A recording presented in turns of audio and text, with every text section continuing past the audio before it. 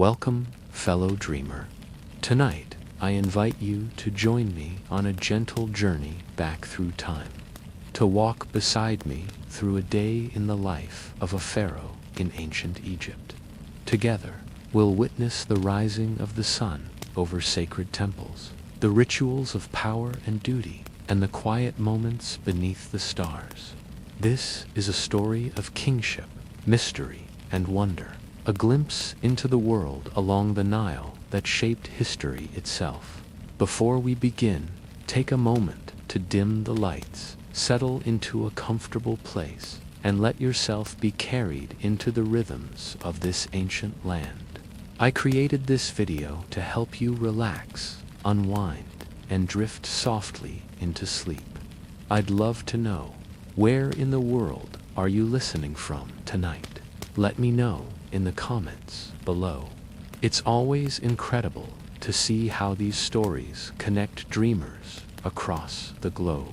And if you enjoy this journey through ancient Egypt, don't forget to like this video, subscribe to my channel, and tap the bell icon so you'll always have a place to return when you're ready to fall asleep to the stories of the past. Now, close your eyes, take a deep breath, and let our journey through the Pharaoh's day begin. Good morning.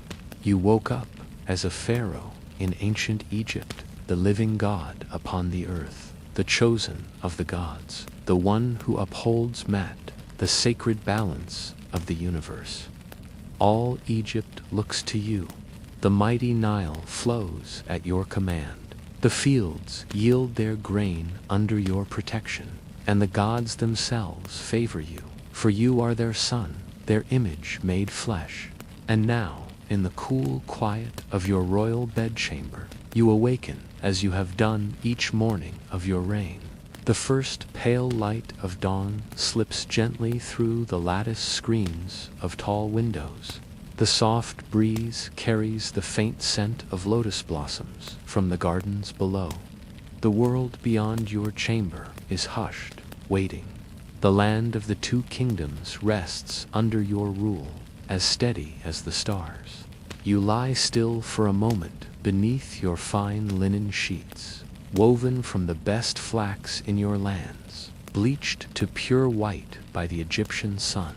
Your bed, fit for a divine ruler, is carved from rare woods, its legs shaped like lion paws to symbolize your strength. Gilded lion heads guard each corner, and beneath the bed, small slabs of polished stone protect you from scorpions or snakes that might wander from the desert beyond. On the walls, the gods watch over you, Horus, with his fierce falcon gaze, Isis, with her wings spread in endless protection, Osiris, who holds the promise of eternal life. As Ra's first rays rise over the eastern horizon, the palace begins to stir. Your attendants approach, as silent as shadows. They bow low before they cross the threshold into your sacred space, for they know they are in the presence of divine authority. Their linen robes are clean, their heads shaved smooth, their hearts filled with duty and respect. You sense them near, moving with care, for you are Pharaoh, Lord of the two lands, the heart of Egypt. Slowly, with the grace that befits your station, you rise. Every gesture, every breath, is part of the sacred order. The polished stone floor is cool beneath your feet, a steady reminder of the earth you rule. Your attendants assist you with practiced devotion, beginning the ancient rituals that greet each day. They bring basins of cool, scented water and pour it gently over your hands and feet, washing away the night, the dreams, the dust of sleep. The soft splash of water into bronze bowls is steady and soothing. Fragrant oils are applied to your skin, cedar wood, myrrh, and frankincense, chosen not only for its sweetness, but for its power to protect and purify. The air fills with these scents, rich and sacred, as the breeze stirs them gently through your chamber. Before you, a polished bronze mirror is lifted.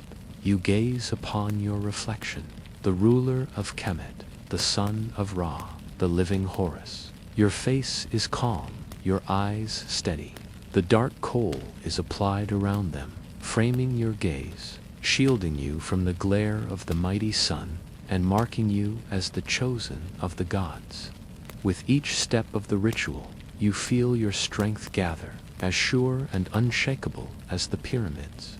Your attendants adorn you with the symbols of kingship. Upon your shoulders rests a broad collar of gold and faience, cool and heavy, a reminder of the weight of power. Rings inscribed with your name and titles slide onto your fingers, a sign that your name will live forever. Bracelets of lapis lazuli, turquoise, and carnelian encircle your wrists, their stones glowing in the growing light. A robe of finest linen, soft and white as the clouds above the Nile, is draped around your body. Its folds fall smoothly, its sash embroidered with sacred symbols that shield you from harm. And upon your brow, your attendants place the Nena's headdress, its stripes of gold and blue marking you as Pharaoh, Lord of the two lands. From its front rises the Urius, the sacred cobra, ready to strike at those who would defy you or threaten Egypt's peace.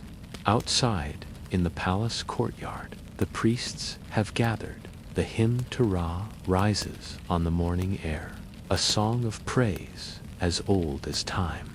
Their voices blend with the rustle of palm fronds and the distant sound of water in the palace pools. You step into the light of dawn, the golden rays of Ra falling upon you, bathing you in warmth and power. All who glimpse you bow low or avert their eyes, for to look upon the Pharaoh is to see divine authority, the will of the gods made flesh. You cross the courtyard, the stone cool beneath your sandaled feet, and approach the altar prepared for the sunrise offering. Upon it are placed gifts for the sun god, bread still warm from the palace ovens, beer frothing in tall vessels, figs glistening with honey, and garlands of fresh flowers. The high priest stands beside you, his head bowed in reverence, waiting for your word. You raise your arms to greet the sun, as every pharaoh before you has done. The warmth of Ra's light touches your face, and you speak the ancient prayer. O Ra, great in your rising, Lord of light, source of all life, shine upon your Son, your image, your servant on earth. Grant that I may uphold Mat. May your rays bring strength to Egypt. May your warmth bring abundance to our fields. May your journey across the sky be smooth and strong. The offerings are placed upon the altar. You watch it rise, a slender thread that joins earth and sky, man and God. The breeze carries the scent outward, across the palace, over the gardens, toward the river, as if the land itself breathes in your prayer. The world seems to pause, balanced and whole. You stand in the golden light, the chosen of the gods, the protector of Egypt, the upholder of cosmic order. This is your role, this is your burden and your gift, to keep chaos at bay, to preserve harmony, to ensure that the blessings of the gods continue for all who dwell in your lands. When the ceremony is complete, you lower your arms. The priests step back, their voices falling silent. The altar stands adorned with the gifts of your devotion, the smoke of incense still rising, the sun climbing ever higher in the sky. You turn from the altar, and your attendants fall into place behind you. The day has begun. Beyond the courtyard, the great doors of the throne room await. Petitioners, scribes, and viziers stand ready, for there is much to be done. But for now, you walk through the light of morning, Pharaoh of Egypt, living God, master of the two lands. The Nile flows, the fields wait for your blessing, and the world turns beneath your steady gaze. You are Pharaoh, the living God, the chosen of Ra, Lord of the two lands. And now, having greeted the sun with your morning offering, you walk with calm, measured steps back toward the heart of your palace. The great double doors of the throne room stand ahead, tall and imposing, carved from cedar wood brought by ship from far-off lands, their surfaces inlaid with gold and lapis lazuli. Upon them are etched the symbols of your powerhawks of Horus, Ankhs of eternal life, the coiled cobra ready to strike. The doors are not just barriers. They are reminders of the authority you carry, the weight of order you are sworn to uphold.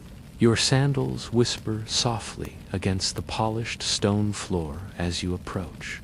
The air is cool within the corridors, shaded by high columns that rise like papyrus stalks toward the distant roof. The scent of incense lingers, sweet and steady, mingling with the faint aroma of fresh rushes that have been laid upon the floor in your honor. Servants and officials lower their gaze as you pass, stepping aside, hands folded, heads bowed, showing proper respect to the son of Ra, the one who rules by divine decree. You pause before the great doors, and your attendants move forward. With coordinated effort, they push the doors open. The hinges, massive and ancient, creak softly as the morning light spills into the vast hall beyond. You step into your throne room, and the sight is both familiar and magnificent, a space that speaks of Egypt's strength, of your legacy, of the gods' favor upon your reign.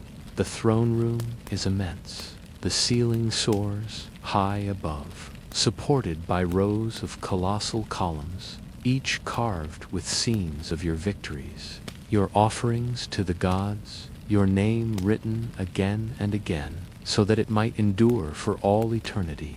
The stone walls are cool to the touch, painted with vivid murals of the Nile, the harvest, the gods who guide and guard your land.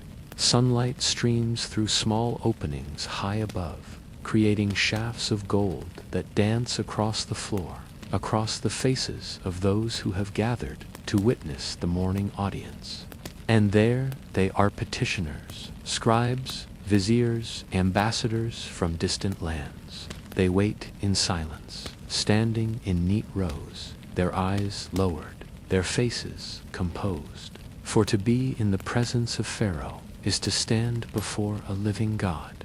The hush is deep, broken only by the soft rustle of linen robes, the faint scratch of a scribe's read against a scroll, the muted step of a servant adjusting a mat or tray. At the far end of the hall, your throne awaits upon a dais, a masterpiece of craftsmanship. It is carved from ebony and ivory, adorned with gold leaf, the arms shaped as lions, the back set with precious stones that catch the sunlight and flash like stars. The throne is not merely a seat, it is a symbol of your place in the world, the unifier of Upper and Lower Egypt, the protector of your people, the keeper of Mat. You ascend the steps of the day slowly, each movement graceful, each step purposeful. Your robe whispers against the stone, your broad collar glimmers in the morning light. You lower yourself onto the throne, feeling its familiar strength beneath you. At once, the air in the hall seems to shift. Those assembled draw breath as one, as if the very act of your seating restores balance to the world. Your vizier steps forward. He is old, wise, his face lined by years of service. His voice is low, respectful, as he begins to read from the scrolls he carries. His words are steady, measured, as he presents the matters brought before you this day. There are disputes over land boundaries between farmers, petty quarrels, but important to the peace of your realm. There are petitions from craftsmen seeking favor, permission to quarry new stone, to build new monuments in your name. There are tax records to review, tallies of grain and cattle collected for the state granaries, for the temples, for the people's needs. Each matter is read aloud, each presented with care. Scribes stand ready to record your words, to write your decisions in ink that will last beyond this day, beyond this year, perhaps beyond this age. You listen in silence, your face composed, your gaze steady. You are Pharaoh. Your thoughts are measured, your judgments wise. When you speak, your voice is calm, firm, and final. Your words carry the weight of divine justice. You decide how the land will be divided, how the tax will be set, how the quarrel will be settled. The scribes record each decision swiftly, their reeds scratching across papyrus in the soft rhythm of governance. The vizier nods, his heart eased by your clarity, your fairness. Ambassadors are brought forward next men from foreign lands, wearing strange garments, bearing gifts of tribute, fine oils, rare woods, animals from distant deserts, and precious stones from mountains beyond your borders. They bowed deeply, presenting their offerings, speaking words of peace and loyalty. You receive their gifts with dignity, acknowledging them with a slight nod. Egypt is strong. Her borders are safe. Her neighbors seek your favor. Throughout it all, the etiquette is strict, the formality absolute. No one speaks without permission. No one approaches too closely. Even those who stand in the hall breathe with care, as if the stillness of the space must not be disturbed. The throne room is sacred, is the heart of the palace, the place where Maat is spoken into being through your voice, through your decisions. And yet, for all the grandeur, for all the ceremony, there is a peaceful rhythm to it all. The slow procession of petitioners, the steady presentation of records, the quiet movements of scribes and servants is like the flow of the Nile itself, patient, constant, unchanging. As you sit upon your throne, you feel the strength of your ancestors beside you, the favor of the gods above you, the hopes of your people below you. You are Pharaoh. You are the bridge between the mortal world and the divine. The morning audience continues. Time passes gently, marked only by the gradual shift of sunlight across the floor, the soft burn of incense that rises in fragrant clouds toward the high ceiling. Outside, the sounds of the palace life continue, the splash of water in fountains, the murmur of servants, the distant call of birds in the gardens. But within these walls, all is focused upon you, the living God, the giver of order, the keeper of peace. At last, the final petition is heard, the last decree made. The scribes roll their scrolls, the vizier bows low, and the assembled company steps back in unison, retreating with the same reverence with which they entered. The great doors are closed once more. The throne room falls into quiet, and you rise. Your duties for the morning done, your heart steady, your mind at peace. You step down from the dais, your robe flowing behind you, and make your way toward the palace corridors once more. The day stretches ahead. There are temples to visit, works to inspect, and more to uphold in the name of Maat. But for now, you walk through the cool shade of the palace. Pharaoh of Egypt, Lord of the two lands, your spirit calm as the river that nourishes your kingdom. You are Pharaoh, divine ruler, chosen of Ra, protector of Maat, the sacred balance. And now, as the morning audience concludes, and the great doors of your throne room close behind you, you walk once more through the cool corridors of your palace, to give thanks, to offer tribute, to speak with the gods and their priests. For you are not only king of men, but the intermediary between earth and heaven. Your sandals move softly across the polished stone floors. The air within the palace is still, heavy with the scent of incense that clings to the folds of your linen robe. Sunlight filters through narrow windows high above, casting pale gold shapes upon the walls, upon the carved images of gods and kings who came before you. You walk with measured steps, your every movement an echo of tradition, an affirmation of divine order.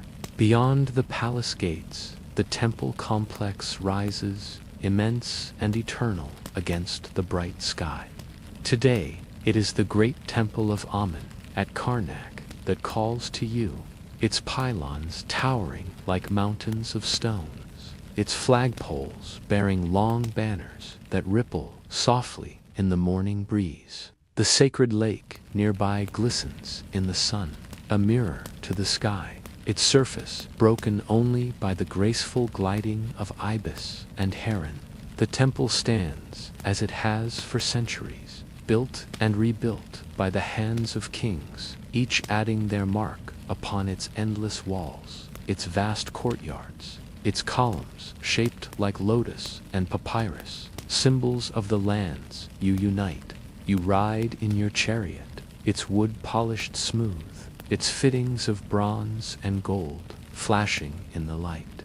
The horses that draw it are strong and steady, their manes carefully braided, their harnesses adorned with charms and amulets to ward off ill fortune.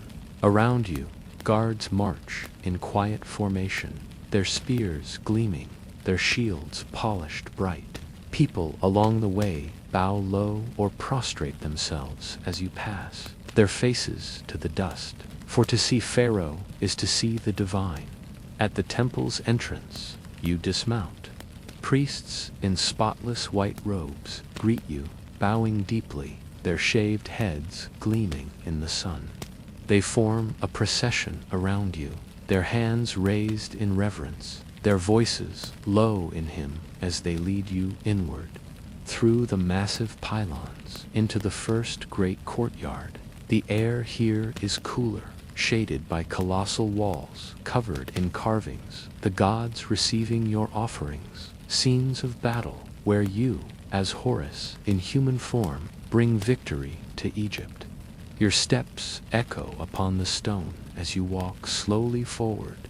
Before you is the hypostyle hall, a forest of pillars so vast, so grand, that even the sun's strong rays barely reach its floor. The columns are carved with hieroglyphs and images of gods. Amun-Ra, king of the gods, wearing his double plumes. Mut, his consort, with the vulture headdress. Khonsu, the moon god, his sidelock of youth still upon his brow. The scent of incense fills the air, sweet frankincense, myrrh, kefi blended, until the air itself seems sacred. At a basin near the inner temple, the ritual purification begins. The high priest himself approaches, his movements slow and deliberate, his face serene, his hands steady as he pours cool water over your hands, your feet, your brow. The water flows away across the stone, carrying with it any trace of impurity. For to enter the house of the gods, you must be cleansed in body and in spirit. The priest chants softly, words older than memory, words that link you to the first kings, to the gods themselves. Pure is the Pharaoh, pure is the image of Ra, pure is the son of Horus, beloved of Mat, lord of the two lands. An attendant offers a cloth of fine linen, and your hands are dried with care. Another holds out a censer, and the priest waves it before you, the smoke rising in fragrant clouds, wrapping you in a veil of sacred scent. The world beyond fades the noise of the city, the murmur of courtiers, the weight of rule. Here, within these ancient walls, there is only the divine, only the stillness that comes from being near the gods. You proceed further, into the inner sanctuaries where few may go. The great doors of cedar and bronze are opened before you, revealing the Holy of Holies, the shrine where the image of Ammon is kept, hidden from the eyes of ordinary men. The small, gilded boat that bears the god's statue rests upon its pedestal, draped in linen, adorned with garlands of fresh flowers. The high priest offers you the sacred sistrum, the rattle that pleases the gods, and you shake it gently, the soft sound filling the chamber like water over pebbles, like the rustle of reeds in the breeze. You speak your prayer quietly, your voice steady, your heart calm. O Amen, Lord of the thrones of the two lands, bull of his mother, chief of Karnak, hidden of form, who hears the prayers of the humble, may you grant favor to your Son, your image upon earth. May Mat prevail, may Egypt prosper, may your light shine upon this land forever. The high priest places the offerings upon the altar, loaves of bread, beer, dates, honey, cakes shaped like hearts, roasted meats, fruits piled high. Incense is burned, the smoke rising thick and sweet, carrying your words to the heavens. The priests chant, their voices low and rhythmic, their words blending with the music of harps played softly nearby. You stand for a moment longer, watching the smoke ascend, watching the light filter through high slits in the stone, casting shifting patterns upon the walls. You feel the presence of the God, not seen, not heard, but near, always near. This is your duty, your privilege, to serve the gods, so that they, in turn, will bless your land, will guard its borders, will fill its granaries, will guide its people. The ritual complete, you turn from the shrine. The priests lead you outward once more, through the halls, the courtyards, past columns carved with the stories of kings long gone, kings whose names still echo in the prayers of the people. As you walk, the sounds of the outer world return, the cooing of doves in the temple eaves, the soft murmur of water flowing in channels to the sacred lake, the breeze stirring the banners high above. You step into the bright sunlight again, the banners ripple, the great pylons stand silent and eternal, the temple at peace. The priests bow low as you depart, their voices raised once more in hymn as they bless your name, your reign, your kingdom. You are Pharaoh. You are the chosen of the gods, the one who walks between the world of men and the world of the divine. The temple stands behind you, its stones warm in the sun, its sanctuaries cool in the shade. The Nile flows on beyond the fields, stretched green and gold beneath the sky, and you, Lord of the two lands, continue your journey through the day, upheld by the gods, guardian of Mot, master of all you survey. The temple visit ends as sunlight climbs higher in the sky, warming the stone beneath your feet, glinting off distant waters of the Nile. The day moves forward, and with it the duty to walk among the people, to see with your own eyes the works that shape the strength and future of the land. From the cool shade of the temple's walls, the path leads toward the bustle of labor, the sound of hammers upon stone, the low hum of many voices, the steady rhythm of progress under the heat of the sun. The chariot is waiting, its wood polished and gleaming, its wheels sturdy for the journey. The horses, their hides brushed to a smooth shine, stand quietly, their ears flicking at the flies. The road stretches ahead, a pale line between the green of cultivated fields and the sandy tones of the desert's edge. The wind stirs gently, carrying with it the mingled scents of earth, water, and sun-warmed stone.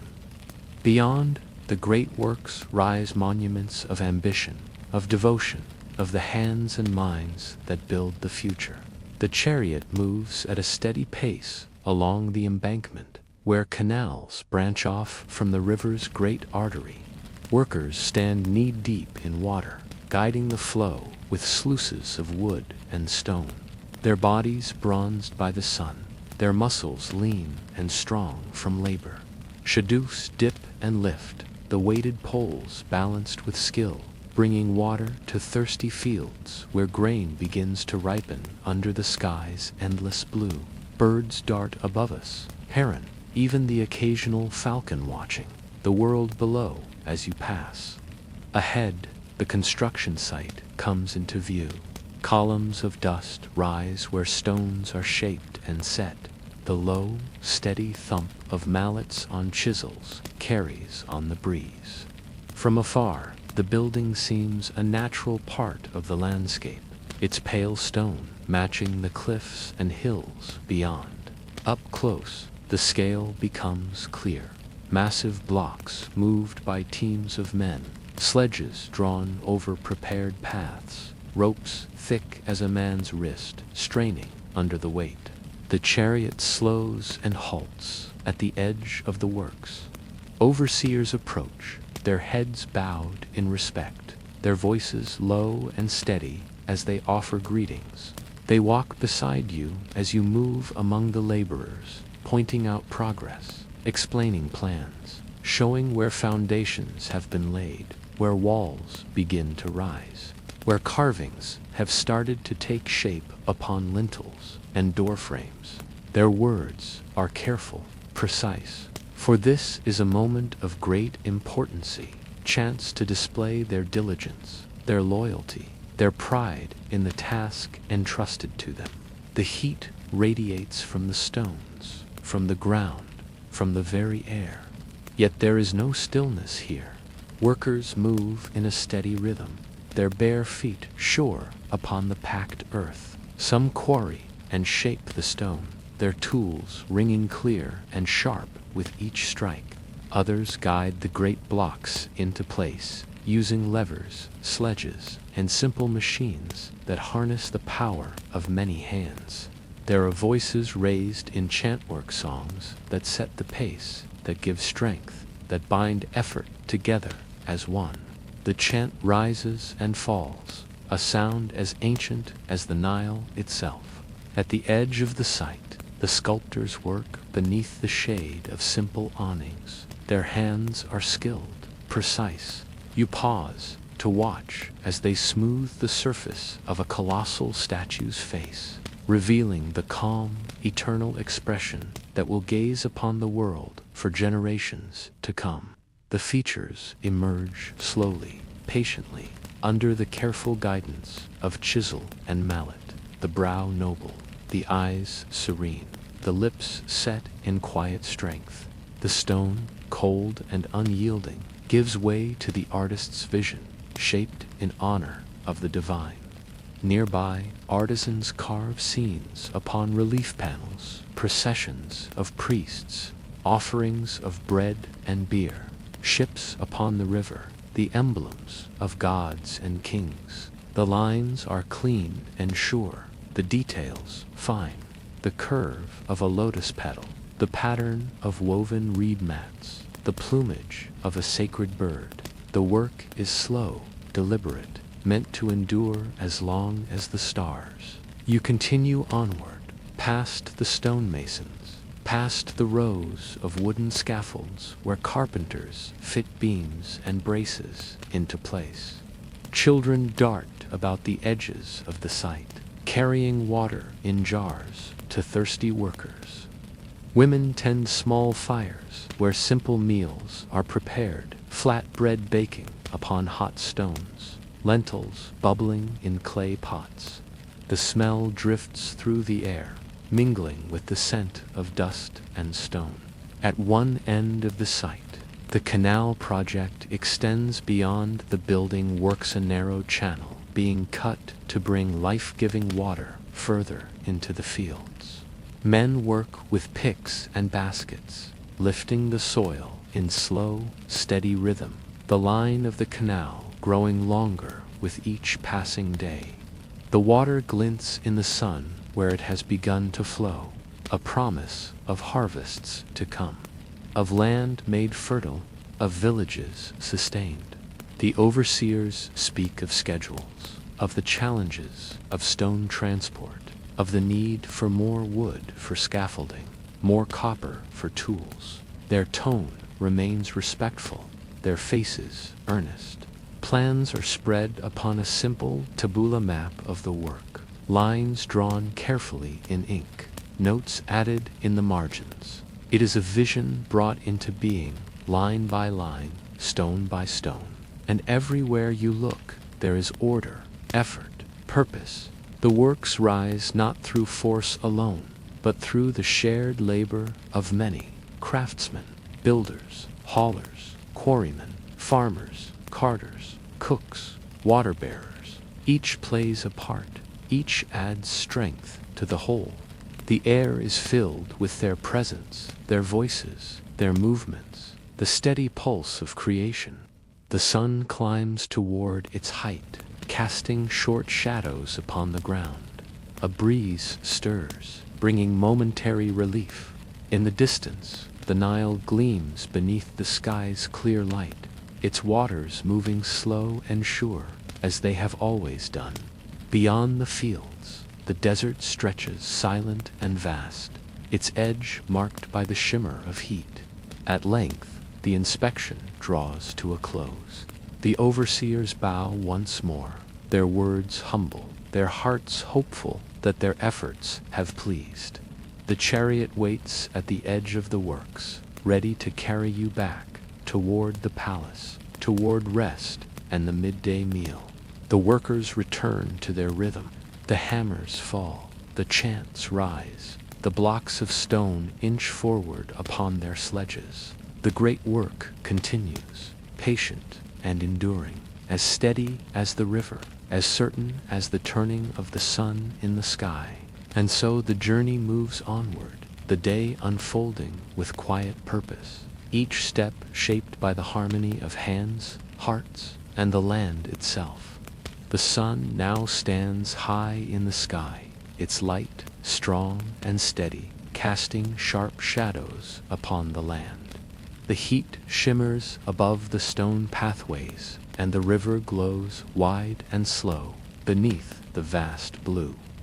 The breeze carries the warm scent of earth, mingled with the faint sweetness of flowers from palace gardens. The inspection of works behind you, the labor of the morning complete. It is time to return to the quiet of the palace, to the shade of its cool courtyards, to the simple, steady comfort of the midday meal. The chariot carries you back along the embankment, its wheels turning smoothly, the horses' pace even and unhurried. Along the way, farmers pause in their work to bow low, their faces turned toward the dust in respect. Children run along the edge of the fields, waving small hands as you pass. The distant sound of the workers' chants fades into the background, replaced by the murmur of water as it moves through channels and streams, bringing life to the land. The palace gates stand open upon your arrival, their great wooden doors swung wide to admit the returning procession. The familiar hush of the palace surrounds you once more. The world within these walls, a place of order and calm. The corridors are cool, the high ceilings and thick stone protecting against the sun's heat. The scent of rushes, of polished wood, of faint incense fills the air. You step into the inner courtyard, where your midday meal is prepared. The space is shaded by wide awnings of woven red and cloth, their edges fluttering gently in the light breeze. Palms and sycamores grow tall here, their leaves rustling softly above. A pool of still water reflects the sky and the green of the plants, broken now and again by the silent glide of a fish or the delicate landing of a dragonfly. The sound of the fountain is soft, steady, a trickle of water from a carved spout shaped like a lotus blossom. Your table is set upon a platform of smooth stone, low and simple in design. Mats of woven reed are placed nearby, where you may sit comfortably, the air cool upon your skin, the shade deep and restful. Servants move with quiet efficiency, bringing dishes upon polished trays of wood and bronze. The meal is not rushed. Each plate, each vessel, is placed with care. There is bread, flat loaves, still warm from the ovens, their crust golden, their scent rich and inviting. Small bowls of honey and sweet fig paste are offered, to spread upon the bread as you wish. There are dates, dark and soft, brought from groves along the river, fresh figs, their skins pale, green and delicate, and slices of melon, cool and fragrant. The fruit glistens with droplets of water, freshly rinsed, the scent clean and sweet. There is roasted duck, its skin crisp and seasoned with herbs gathered from palace gardens. Thin slices of beef, slow cooked and tender, are arranged upon a dish with onions and leeks, their juices mingling in a savory broth. Small cakes of lentils and barley, fried lightly, are offered beside bowls of stewed vegetables, lentils, chickpeas, garlic, and greens cooked with oil and fragrant spices. Your cup is filled with beer, smooth and thick, brewed from barley and sweetened lightly with dates. The vessel is cool in your hand, the drink refreshing, the taste familiar and comforting.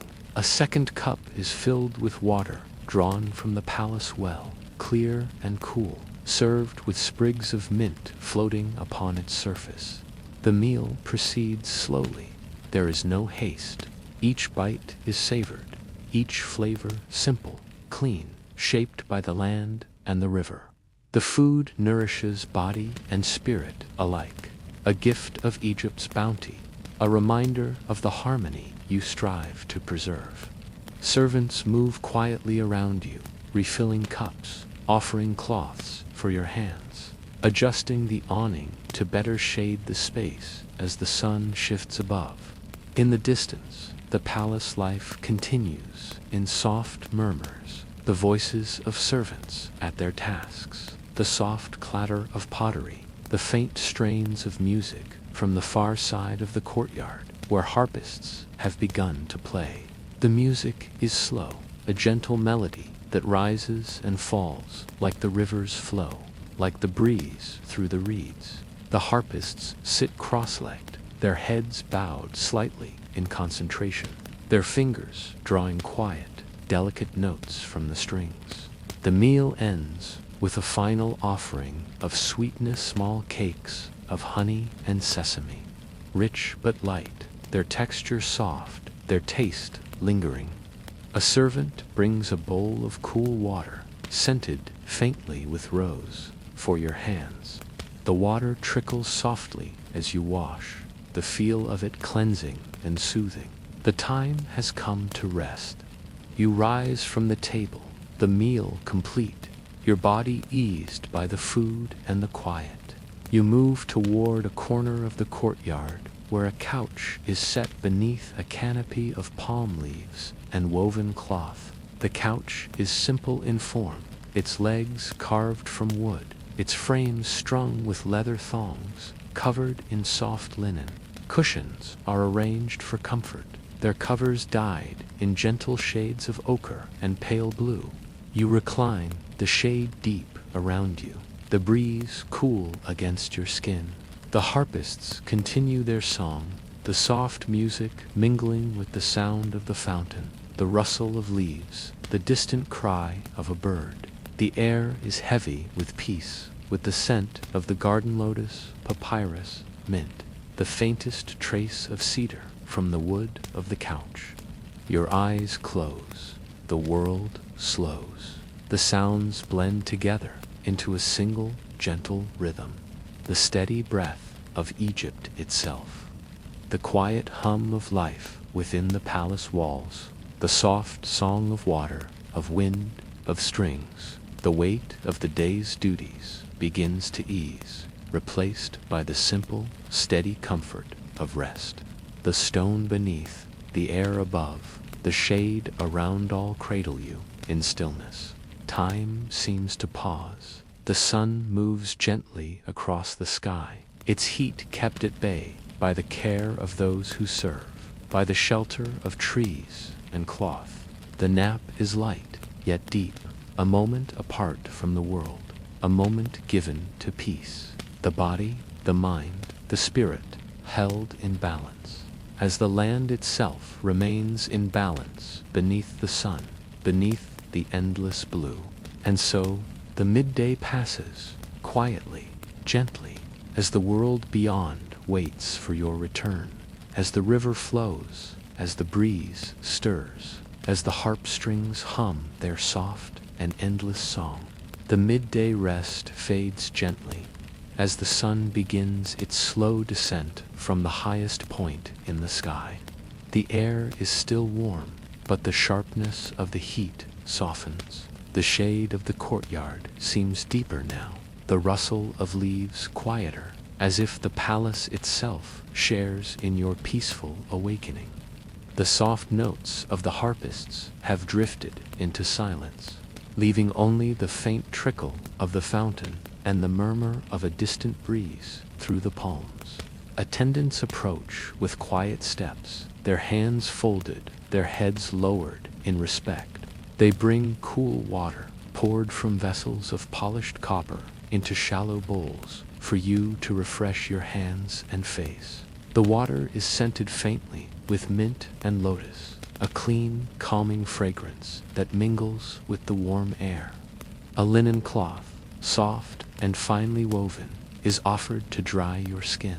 The simple act of washing is slow and soothing, a transition from rest to wakefulness, from stillness to gentle movement once more. The afternoon stretches ahead, unhurried. Beyond the palace walls, the world continues its rhythm. The Nile flows steady and strong. The fields sway in the breeze. The workers labor at their tasks. Within the safety of the royal gardens and marshes, this is a time for leisure, not in idleness, but in harmony with the land, in enjoyment of the gifts the gods have provided. The chariot waits once more at the palace gate, its frame light, its wheels sound. The horses are rested and ready, their manes smooth, their harnesses adorned with amulets and charms that catch the light. The roads beyond the palace are quiet in the afternoon, the dust settled, the fields peaceful beneath the watchful sky. You take the reins, the chariot gliding forward at a gentle pace, the horses moving with grace and ease. The royal gardens stretch out before you, a place of cultivated beauty, of balance between wild and tended.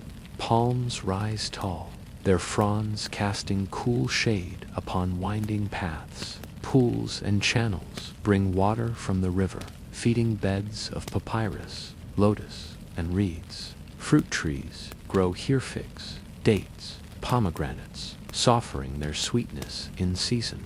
The scent of blossoms lingers in the air, delicate and inviting.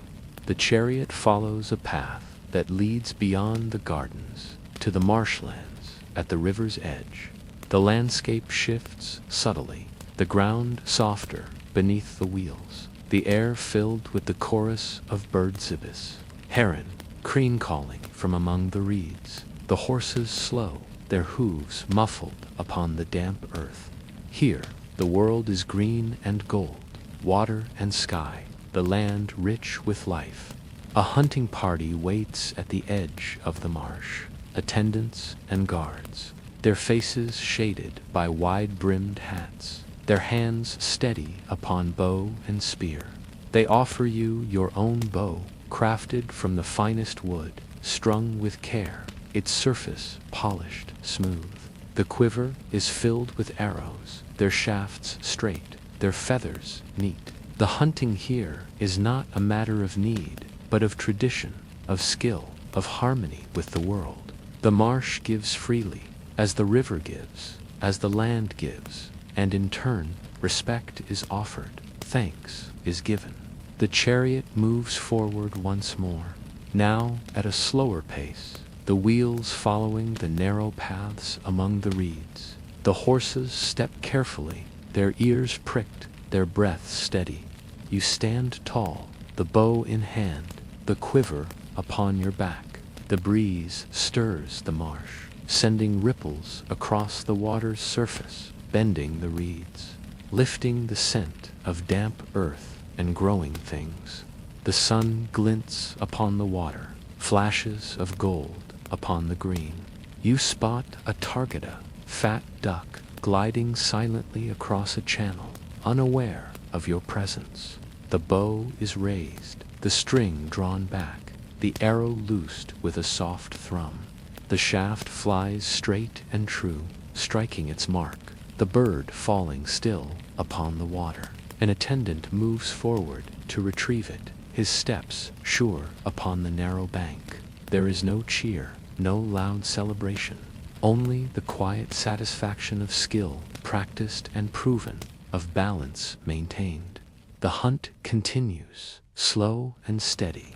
More birds rise from the reeds, startled into flight, their wings flashing white against the sky. Arrows follow, some striking true, others falling harmlessly into the water or among the grasses. The rhythm of the hunt is like the rhythm of the river itself, patient, respectful, in harmony with the world. As the chariot moves on, the marsh gives way to open land once more. The path widens, the ground grows firmer beneath the wheels. The horses, their breath light, their pace unhurried, carry you onward, back toward the gardens, toward the palace. The air feels cooler now, the shadows longer, the light softer as the day begins to wane. Within the gardens, the afternoon's leisure continues. A moment is taken for archery practice upon a range prepared within a walled court. Targets of woven straw stand at intervals, marked with painted circles, set at varying distances. The bow is drawn once more, the string releasing with that familiar, soft sound. Arrows strike the targets, some near the center, others wide of the mark, each shot a test of focus, of calm, of steady breath. There is no need for competition, no rush, no urgency, only the simple act of skill practiced beneath the open sky. Beyond the range, the gardens offer quiet spaces for walking, paths of smooth stone wind between beds of flowers, beneath arches woven with vines. Pools reflect the sky, broken only by the soft landing of a bird or the slow drift of a petal upon the surface. The sound of water follows you, from a small fountain hidden among the papyrus, from a channel where water flows over pebbles, cool and clear. Family may join you now, sons, daughters, companions of the household walking beside you, their voices low, their laughter soft, sharing the peace of the afternoon. Children chase one another along the paths, their steps light, their joy simple and pure. The air is filled with their happiness, with the quiet strength of the land, with the harmony of a world in balance. And as the sun sinks lower, casting the gardens in golden light, you pause to breathe it in, the scent of the earth, the warmth of the stone beneath your feet, the soft music of the breeze through the leaves. The day moves slowly toward its close, the duties of leisure as fulfilling as those of labor, each step taken in tune with the world around.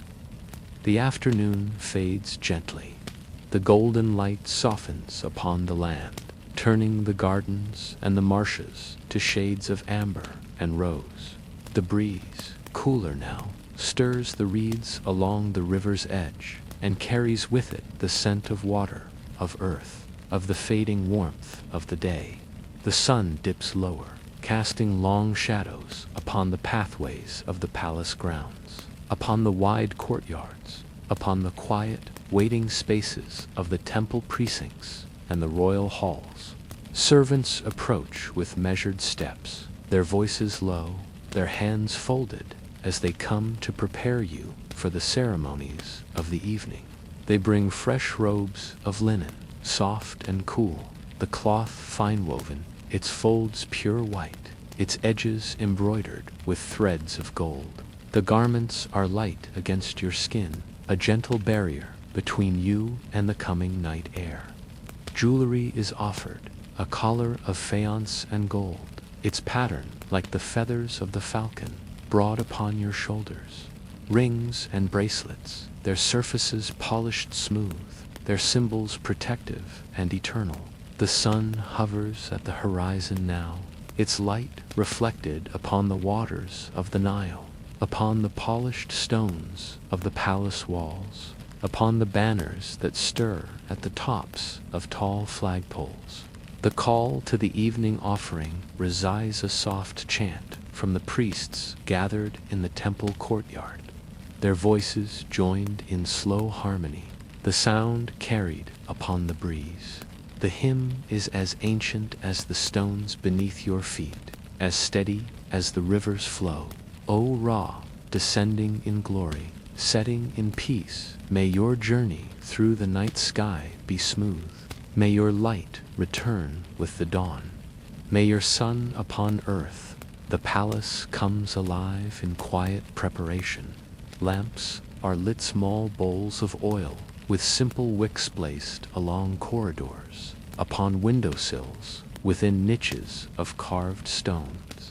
Their glow is soft and steady, casting gentle light upon painted walls, upon scenes of kings and gods, upon lotus and papyrus, upon the symbols of eternity that mark each surface of this sacred space. The flicker of flame reflects in polished bronze mirrors, in vessels of gold and copper, in the still surface of fountains and pools. You walk slowly through the palace toward the great hall where the evening banquet will be held. The air grows cooler as the sun sinks further, the sky deepening to shades of violet and indigo. The first stars beginning to show their pale light. The halls are filled with the scents of the night, of lotus wine warmed with spices, of roasted meats prepared for the feast, of bread fresh from the ovens, of incense burning softly in hidden corners. The hall is wide, its ceiling supported by tall columns painted with images of the gods. The floor is polished stone, cool beneath your feet, strewn with fresh rushes that release their scent as they are crushed underfoot.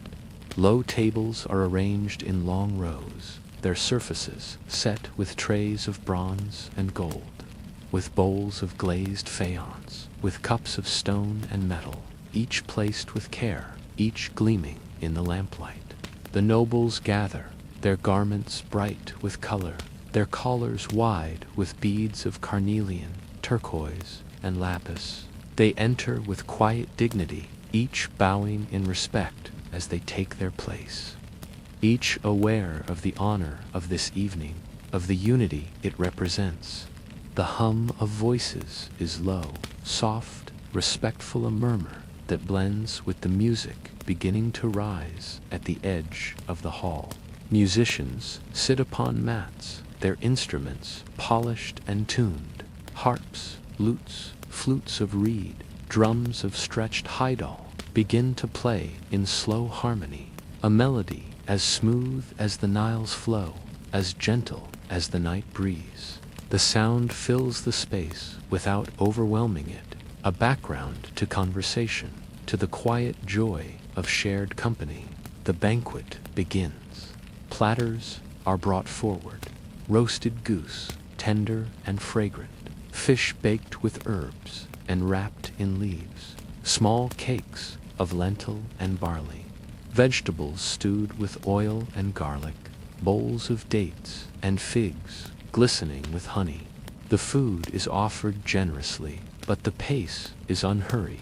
Each dish is savored, each cup raised in toast to peace, to prosperity, to the gods who watch over the land. Servants move silently among the tables, filling cups with lotus wine fragrant, sweet, infused with spices, offering cool water drawn from deep wells, bringing fresh bread warm from the kitchens. The conversation flows gently, the voices of the nobles respectful, their words chosen with care. Matters of the land are discussed, the success of the harvest, the strength of the granaries, the peace of the borders. Stories are shared of ancestors and heroes, of gods and kings, of the river's gifts and the desert's mysteries. Laughter rises softly now and again, warm and sincere, filling the hall with the comfort of shared purpose, of unity beneath the night's growing dark. Dancers enter as the meal draws toward its end graceful, their movements slow and fluid, their arms raised like the wings of birds, their feet bare upon the cool stone. They move in time with the music, their forms casting long, shifting shadows upon the walls, upon the faces of those gathered. The scent of incense grows stronger, filling the hall with sweetness, with the sacred, with the timeless. The smoke rises in delicate spirals, carrying prayers and thanks to the unseen gods above. The stars shine brighter now, visible through the open doorways, through the narrow windows high upon the walls. The air is filled with peace, with the stillness that comes after a day well lived, with the quiet strength of a people bound together in harmony. Gifts are exchanged, small tokens of loyalty, of gratitude, of respect. A ring, a carved amulet, a vessel of rare oil each, given and received with words of blessing, with promises of service, with hopes for continued prosperity. The music slows, the dancers pause, the lamps burn low. The banquet draws to a close, but there is no hurry to rise, no rush to depart. The hall remains filled with the gentle hum of voices, with the soft clink of cup upon cup, with the quiet breath of the night itself. Outside, the Nile glimmers beneath the stars. The breeze stirs the banners upon the pylons. The land lies still beneath the sky's endless expanse. And so the evening ceremonies pass not in loud celebration, but in the steady, sacred joy of a people at peace, of a ruler and nobles united, of a land watched over by gods and ancestors, by stars and river and stone. The evening banquet draws gently to its end. The soft music fades, the dancers take their final graceful steps, and the voices of the nobles fall to quiet murmurs. Lamps burn low upon the tables, their wicks flickering in the breeze that drifts through open doorways, bringing with it the coolness of night. The last of the lotus wine is sipped, the final honey cakes shared, and the hall, once bright with sound and light, settles into stillness. You rise slowly, the folds of your linen robe falling in soft lines around you. Attendants approach with care, their movements practiced, their hands steady as they drape a lighter cloak over your shoulders to ward against the deepening night air. The nobles bow as you depart the hall, their faces respectful, their voices low, with words of blessing, of gratitude, of loyalty. Outside, the stars shine bright, scattered across the deep indigo of the sky. each one a reminder of the eternal order that governs all. The palace is quiet now. The pathways you walk are lit by small oil lamps placed at intervals, their flames steady, casting pools of golden light upon the smooth stone. The rushes laid upon the floor release their faint, clean scent beneath your steps. The walls of the corridors are cool to the touch, their surfaces painted with scenes of gods and kings, of lotus and papyrus, of the river that sustains the land. Shadows play upon these images as you pass, soft and fleeting, like the breath of the night itself. Your chamber awaits at the far end of the palace, set apart from the noise and activity of the day. The doorway is tall and narrow, framed by carved stone that bears your name, your titles, the symbols of protection that guard your rest. The great doors are made of cedar, dark and smooth, their surfaces polished until they gleam in the lamplight. They are opened for you with care, revealing the peaceful space within. The royal chamber is large, but not grand in the way of the banquet halls or throne room. It is a place of quiet, of stillness, of retreat from the duties of rule. The floor is of cool stone, scattered with fine mats woven from reed and palm. The walls are adorned with paintings of gentle scenes, the river at dawn, birds in flight, the rising sun greeted by priests in prayer. The air is filled with the subtle scent of oils, cedar, myrrh, a hint of lotus released by small dishes set upon stands around the room, their fragrances blending in soft harmony. At the center of the chamber stands your bed, raised slightly above the floor, its frame carved from rare wood, its legs shaped like the paws of lions. The mattress is firm, stuffed with reeds and wool, covered with linen sheets so finely woven they feel like cool water against your skin. The bed's headboard is decorated with the image of a winged goddess, arms outstretched in protection, her gaze eternal, watchful. Before the bed, a low table holds the simple objects of the night's rituals. A small lamp, its flame steady, a bowl of water, still and clear, a piece of bread, an offering to the unseen spirits who guard the night. A servant places these with care, bows low, and withdraws, leaving you in the soft quiet of the chamber. You move slowly through the final tasks of the day. Your hands are washed once more, the water cool, the act familiar and soothing. A cloth is offered to dry them, the linen soft against your skin. The simple prayers are spoken not in loud voice, but in the hush of the heart, words known so well they seem part of your very breath. May the gods of night watch over this chamber. May Mat guard my dreams. May the stars shine upon Egypt until morning comes. The protective spells are recited, low and steady, words that weave a net of safety, unseen but felt, strong as the walls that enclose you, as the sky that arches above.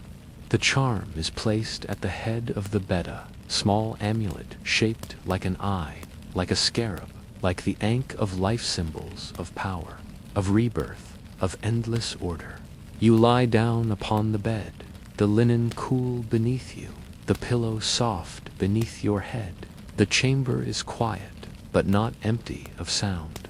From beyond the windows, you hear the gentle sigh of the breeze through the palms, the distant murmur of the river as it moves upon its endless path. A night bird calls softly, its voice rising and falling in the stillness. The scent of the oils drifts in the air, faint but steady, a reminder of earth and tree, of bloom and leaf. The ceiling above is high, painted with stars that mirror the sky beyond, their shapes familiar, their presence comforting. The soft light of the lamp flickers against them, casting the faintest shadows, as if the painted stars moved gently with the night. Your thoughts drift slowly, calmly, through the moments of the day now past.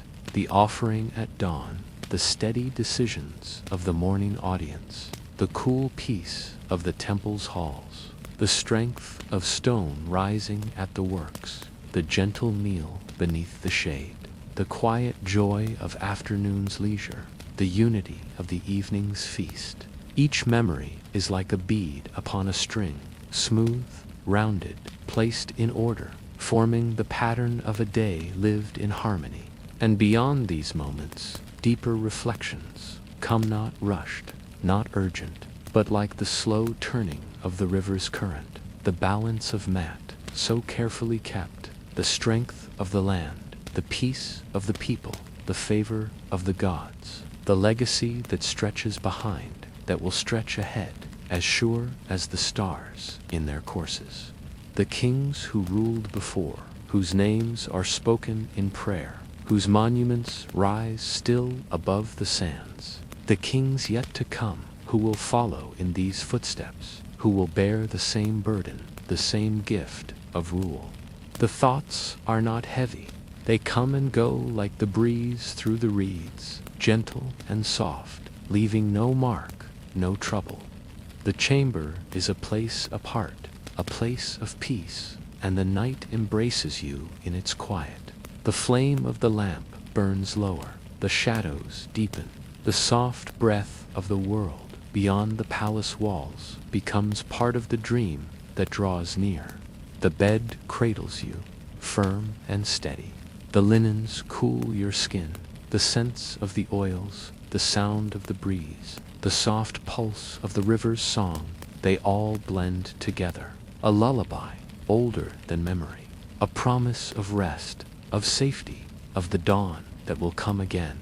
And so the day ends, not with haste or clamor, but with the slow, steady turning of night's wheel. The stars shine above, both painted and real, both near and far. The river flows, the fields rest beneath the moon's pale light, the temples stand silent and strong. The land of Egypt sleeps, and with it, so do you, in stillness, in harmony, beneath the endless, watchful sky.